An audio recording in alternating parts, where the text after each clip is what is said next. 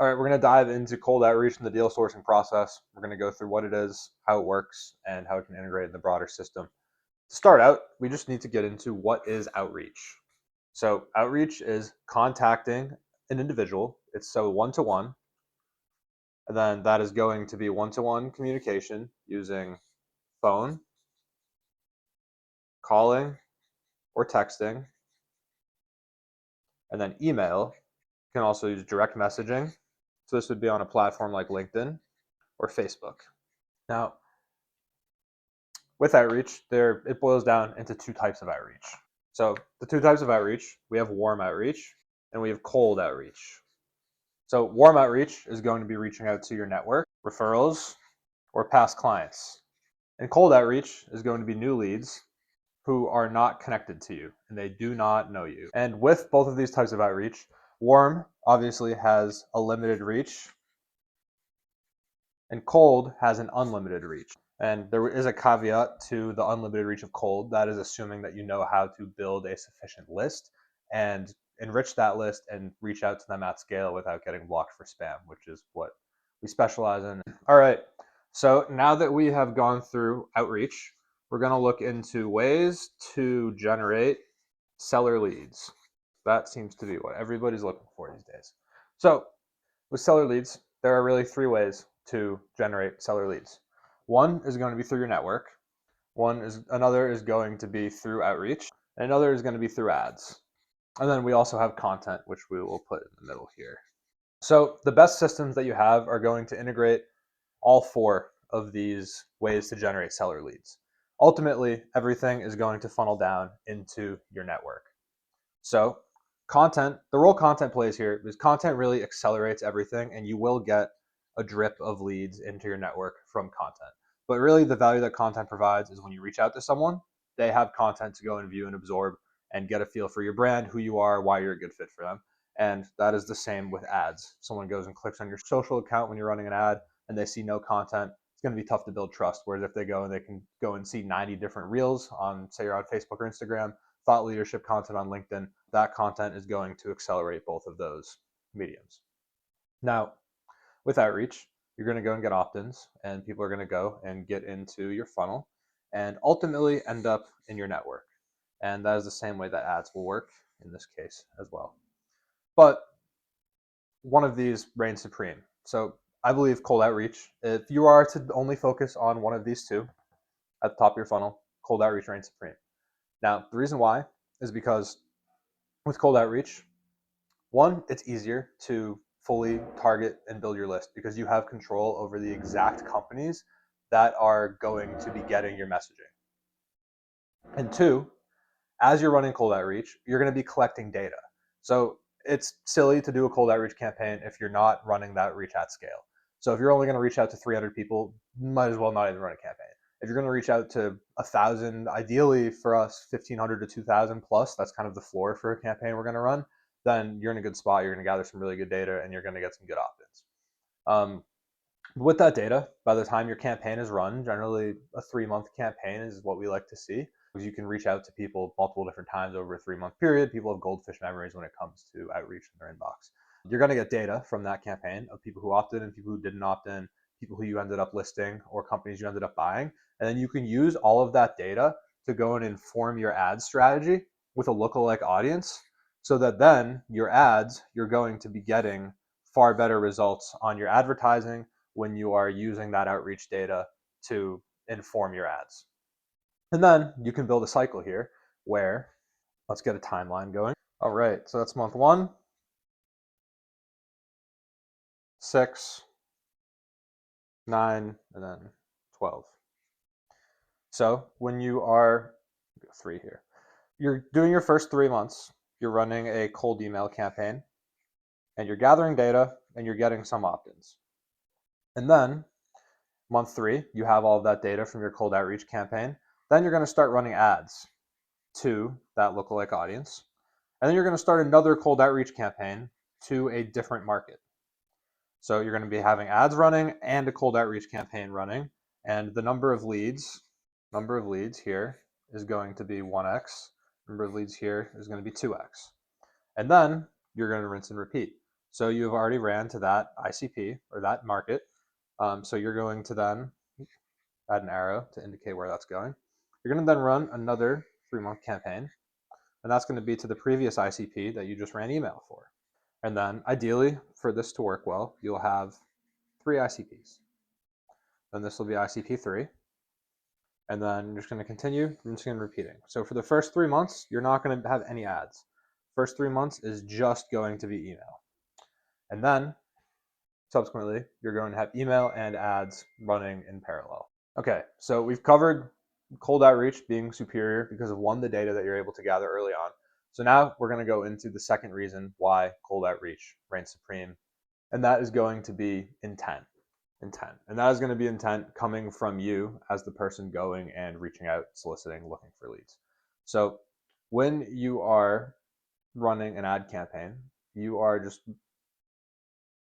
you're running an ad campaign, you're posting an ad, someone sees it, they go fill out a form, they opt in, they feel like you don't know who they are, they don't really know much of who you are unless they did research, and it's very transactional. Same with most cold outreach.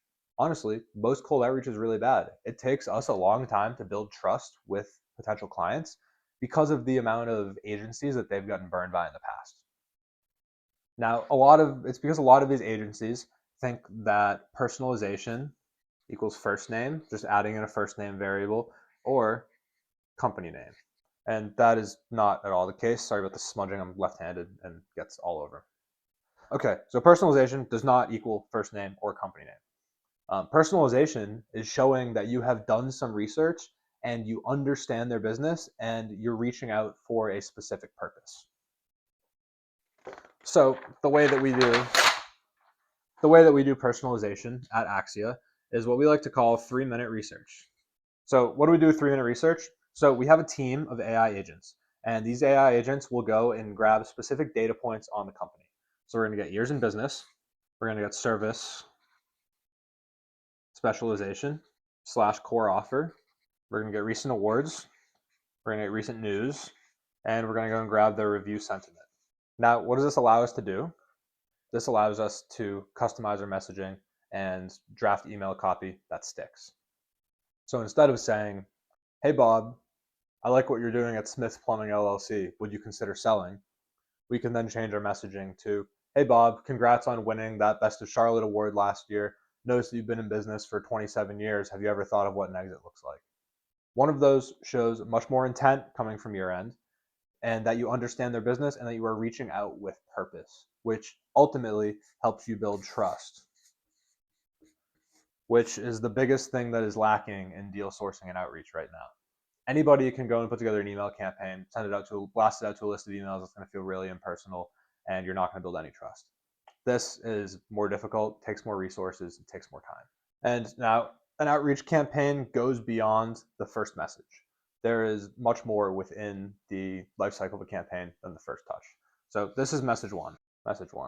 And you are either going to get an opt-in, you're either going to get someone that says no, or you're going to get crickets. Now, if you get crickets, they're just going to continue going down your predefined campaign and get message 2, 3, 4, 5, 6. You get the gist. And if they say no, then we just stop outreach right there. Because if someone says no, we don't want to waste our time bothering them. We don't want to bother them. There are laws in place to prohibit us from bothering them. So that's it. But once someone says yes, they're either going to book call or they're going to not say anything at all. And more likely than not, they are going to not say anything at all right after saying yes. Now, booking a call is a win. Once they book a call, that's good.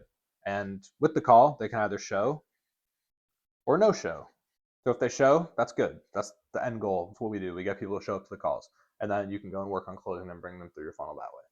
But if someone doesn't show up, that is when we'll take ownership of that lead again and put them through our no-show sequence to go and get them to rebook a call. So no-show sequence. And then they're either going to book a call, not book a call, or they're going to book a call and just keep going through that loop. I want some arrows here. Make more sense. So if someone says yes and then they don't answer, that is when you need to put them in nurture. The end goal of a cold outreach campaign is to get to one answer, which is either going to be, I'm not interested, do not contact me again. Or I'm interested, let's book a call and chat. This is no man's land. Do not want leads to be within this phase where they said, oh, I'm interested, and then just completely cease contact. So that is why nurture is so important. And this can be different for every campaign, every offer. It's generally a combination of emails, calls, texts, and letters. When was the last time you got a handwritten letter? Handwritten letters go a long ways, especially if someone has heard from you and you have a reason for typing them a letter writing them a letter and reaching out. So this is what we would do with nurture. And this nurture can be anywhere from 1 to 3 months. Obviously, within the first couple weeks, you're going to be reaching out more periodically. And then as it gets to the 1, 2, 3 month mark, you're going to be reaching out every couple weeks, maybe once a month. Just stay top of mind. Don't be annoying. But once this business owner is ready to start considering an exit, you're going to be the first one that jumps to mind, and they're going to reach out to you to chat. And this brings me into my next point, which I'll continue on the next page. So I want to go into why multi-channel is greater than single channel. And I think this is kind of obvious. If you were trying to reach, say you were trying to reach your kid, your spouse, a business partner, a friend, and you sent them one text and they didn't answer for a couple hours and you needed to get a hold of them, you needed like a yes or no answer on something. Would you continue just texting them, or would you call them? Would you send them a direct message on social media, Facebook, Instagram, whatever you use? Would you send them an email? Would you reach out to a friend of theirs to go and get in contact with them? Now, we're not going to do that with these business owners. That'd be a little bit too much. But this is just to go and show that if you are really trying to get a hold of someone, you're going to use more than one channel to reach out. And it's also more difficult to get information to contact people on multiple channels, which is one of the reasons why we do it and why this approach works so well. And so multi-channel here, in this case, mimics real human persistence.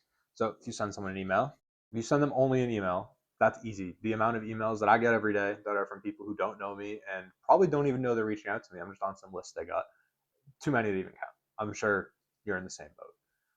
Now, phone is the same idea as email.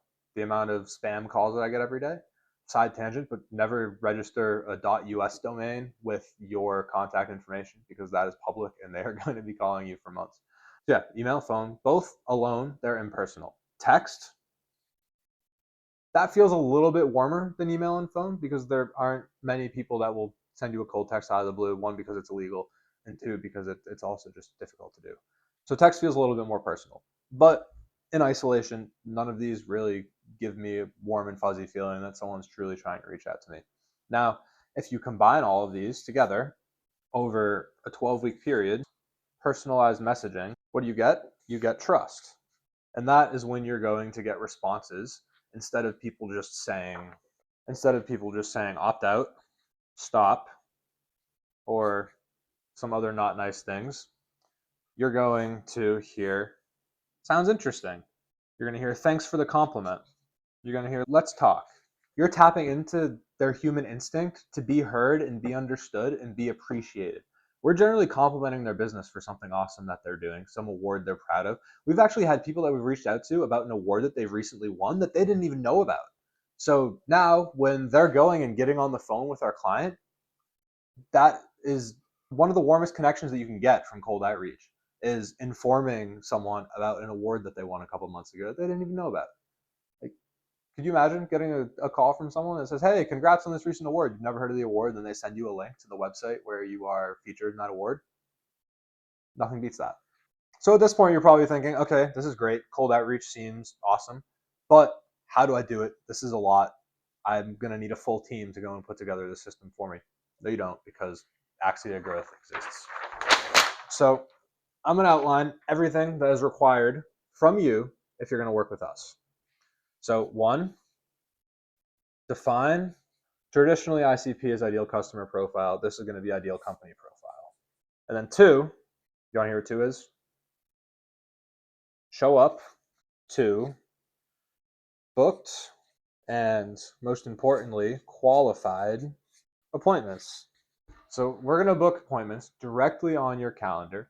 So all you have to do is tell us what type of company you're looking to get after, and that's going to be industry, location, size, approximate, So we generally, for size, will go any company above 500K in revenue, but we can obviously increase that depending on what you're looking for. That's generally what we'll go after with our clients. And you just have to show up to the booked and qualified appointments, give us feedback, let us know if they didn't show up, let us know if they weren't qualified.